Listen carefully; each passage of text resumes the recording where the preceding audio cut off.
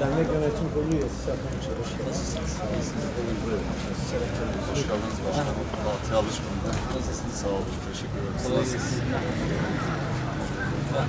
Buyurun. Hoş geldiniz. Nasılsınız? Hoş bulduk. Selamünaleyküm. Başkan yardımcımız Faruk Düzeltici. Buyurun başkanım. Nerede? Bir arkadaşım. İsim alalım. Selamünaleyküm. Hoş geldiniz. Hoş geldiniz. Teşekkür ederiz. Çok sağ olun.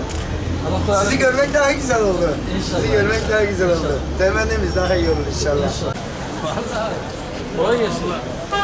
Ne satıyorsun? Güzel kokuyor. Selamünaleyküm. Arkadaş kolay gelsin.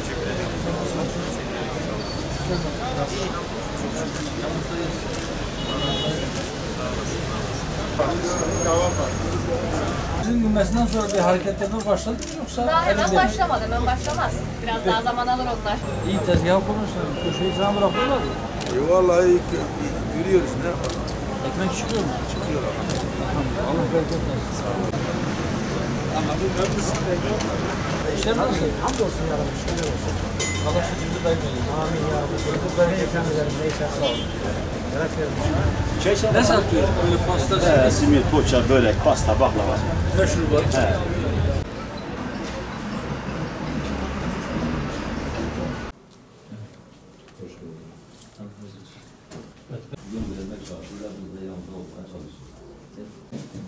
Aynı zamanda kursta öğretmenlik yapıyoruz. Odacı kursumuz var.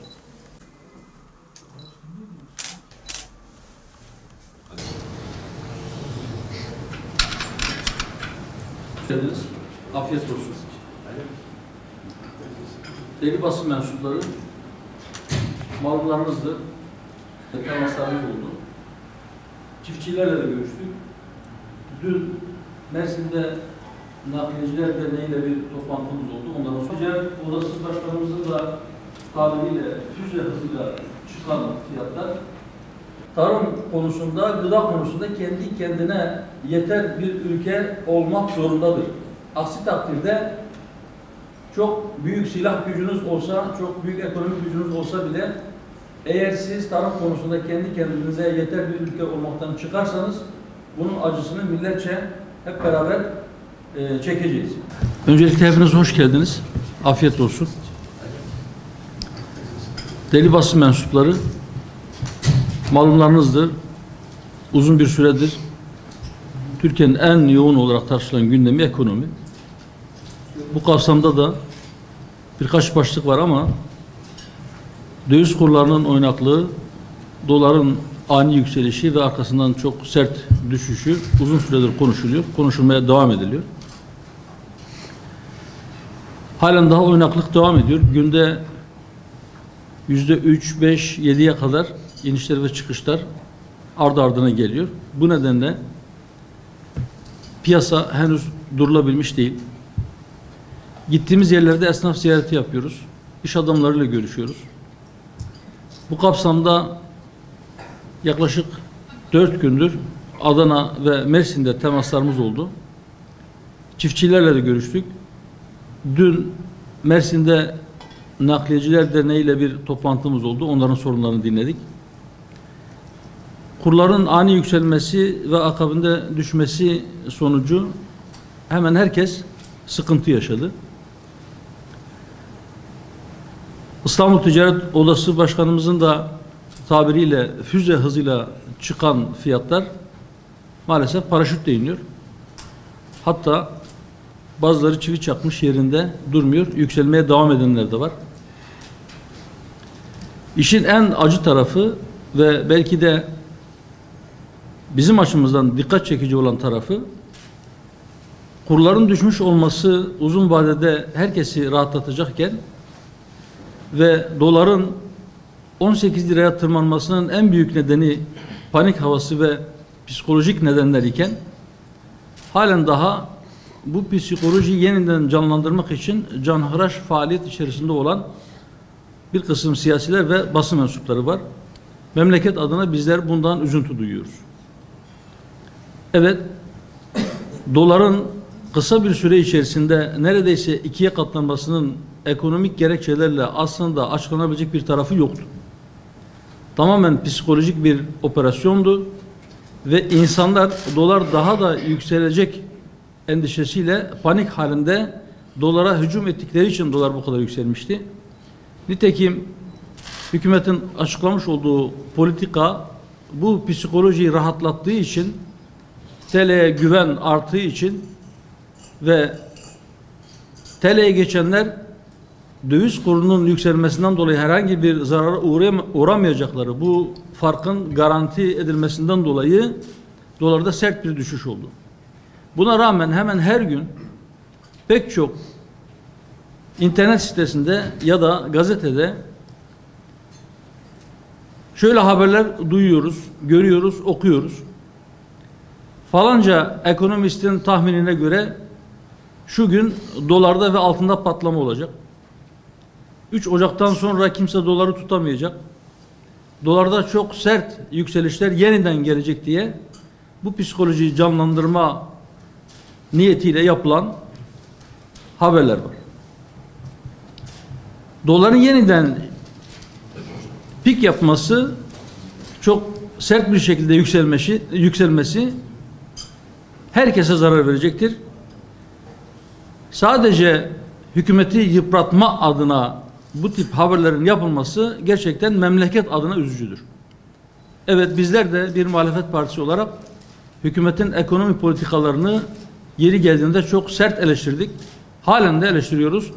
Bugüne gelinmesinin başlıca müsebbibi hükümetin yanlış ekonomi politikalarıdır.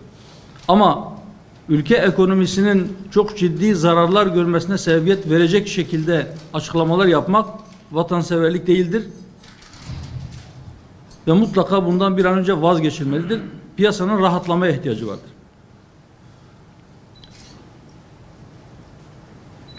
Bu kurlardan dolayı dedi ki pek çok kesim gerçekten şikayetçi ve ciddi zarar içerisindedir. Bunlardan bir tanesi tarım sektörüdür. Tarımsal girdilerin fiyatları gerçekten enflasyonun birkaç katı artmış durumdadır. Bunların başında da gübre gelmektedir.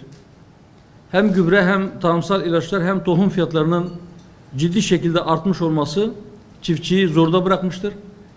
Bir de plansız ekim ve planlanmamış bir tarım nedeniyle bir kısım çiftçinin ürünü elinde kaldığı için onların zararı katlanmaktadır. Çiftçinin bir kısmı belki önümüzdeki dönemde tarlasını ekmekten vazgeçebilecek noktaya kadar gelmiştir. Daha önce biz hükümeti bu konuda uyardık. Bir kez daha aracılığınızla bu uyarılarımızı tekrar edelim. Çiftçi mutlaka çok kıymetli bir hazine gibi görülmeli ve ne pahasına olursa olsun mutlaka korunmalıdır.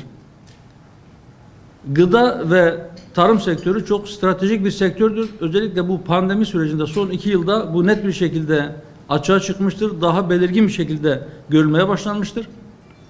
Mutlaka Türkiye tarım konusunda, gıda konusunda kendi kendine yeter bir ülke olmak zorundadır. Aksi takdirde çok büyük silah gücünüz olsa, çok büyük ekonomik gücünüz olsa bile eğer siz tarım konusunda kendi kendinize yeter bir ülke olmaktan çıkarsanız bunun acısını milletçe hep beraber çekeceğiz. Bu nedenle çiftçinin hiçbir şekilde zarar etmeyeceği destekleme politikaları mutlaka devreye alınmalıdır. Yine ekonomi gündeminden bir tanesi, biliyorsunuz yakında asgari ücrete bir zam yapıldı ve asgari ücretten vergi alınmayacağına dair yasal düzenleme meclisten geçti. Şimdi emeklilerin ve memurların gözü kulağı yapılacak olan zam haberlerinde şu anda açlık sınırının yarısının altında olan emekli maaşları var. Bir ülkede hiçbir şartta hiçbir maaşın, hiçbir aylığın açlık sınırının altında olmaması gerektiğini söylüyoruz. Bu anlamda emeklilere yapılacak oransal bir artış belki maaşlar arasındaki uçurumu büyütecek ve en düşük maaş alan emekliler başta olmak üzere emeklilerin neredeyse tamamı açlık sınırının altında ya da büyük bir çoğunluğu açlık sınırının altında kalmaya devam edecek. Bu nedenle bizim hükümete çağrımız en düşük emekli aylığı en az açlık sınırına kadar yükseltilmeli ve o miktarda diğer emeklilere de seyyanen zam yapılmalıdır. Ülke gündemindeki konulardan bir tanesi de uzun süredir maalesef sahte içkiler. Dün Adana'da da söyledim. Yılbaşı yaklaştığı diye belki sahte içki üretenlerin çabaları arttı. Bugüne kadar 100 civarında can kaybı var. Fakat şu hususa ben bir kez daha dikkat çekmek istiyorum. İçkinin sahtesi hemen öldürür ama bandrolü olanı da uzun vadede öldürür. Milyonlarca insan dünya çapında her yıl içkiye bağlı nedenlerden dolayı hayatını kaybetmektedir. Mutlaka özellikle gençliği alkolizmden kurtarmak için ciddi tedbirler alınmalıdır. Yani herhangi bir ittifakın içerisinde değiliz. An itibariyle bu böyle. Seçimler eğer zamanda yapılırsa yaklaşık 1,5 yıl gibi bir zaman var. Şu anda ittifak meselesini gündeme almak bizim açımızdan erkendir. Bu nedenle biz herhangi bir ittifak görüşmesi yapmadık. Herhangi bir ittifaka angaja olma durumumuz yoktur. Seçimler yaklaştığında, vakti zamanı geldiğinde görüşülür. Siyasetin doğasında vardır ittifaklar. Hele bu seçim sistemi hem Cumhurbaşkanlığı hükümet sistemi hem de %10'luk baraj sistemi adeta partileri ittifak yapmaya doğru itiyor, zorluyor, buna icbar ediyor. Ama buna rağmen aynı sistem ile seçimlere gidilmesine rağmen 2018 seçimlerinde biz Hüdapar olarak herhangi bir ittifakta yer almadık ve 81 vilayette kendi adaylarımızla seçimlere girdik.